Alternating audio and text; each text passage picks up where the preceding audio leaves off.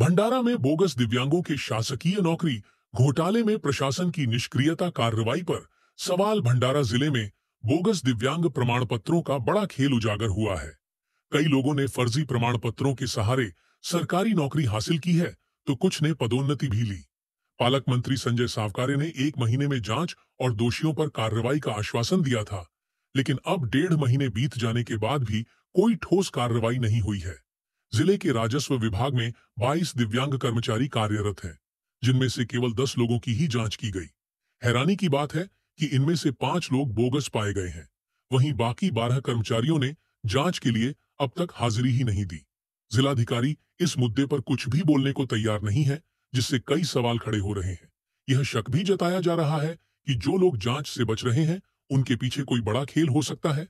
बच्चू कडू ने आरोप लगाया कि यह समस्या केवल भंडारा जिले की नहीं है, बल्कि पूरे महाराष्ट्र में सरकारी सेवा में 350 से अधिक बोगस दिव्यांग कार्यरत हैं।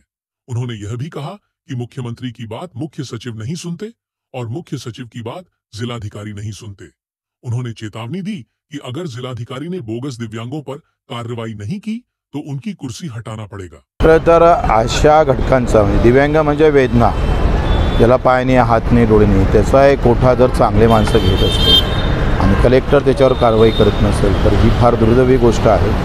आम्ही कलेक्टरांना बोगस दिव्यांगांना काढून खरे दिव्यांग तिथं नोकरीत समाविष्ट करावे, त्याला 8 दिवस देऊ आणि 8 दिवसानंतर आमचा जिल्हा प्रमुख कलेक्टरच्या एकतर खुर्चीला काळं फासू नाही तर त्याच्या कार्यालयाला काळं फासू आणि निर्णय घेतला पाहिजे। भंडारापुरतं मर्यादित पुऱ्या महाराष्ट्रात आहे। मागं मीटिंगमध्ये 7 एप्रिलच्या मीटिंगमध्ये मुख्यमंत्र्यांना निर्देश दिले का 350 दिव्यांग आहे, आम्ही लिस्ट दिली आणि मुख्य सचिवाला सांगितलं का याच्यावर कारवाई करण्याचे आदेश द्या, प्रत्येक कलेक्टरला तपासायला लावा। काही झालं नाही। मुख्यमंत्र्याचं मुख्य सचिव ऐकत नाही आणि मुख्य सचिवाचं कलेक्टर ऐकत नाही। दबदबा संपलेला आहे, राहिलं काय शिल्लक? तुम्ही या संदर्भात आवाज उठवला? आता अधिक पुन्हा मीटिंग आहे एक, त्याच्यात पाहू मीटिंग।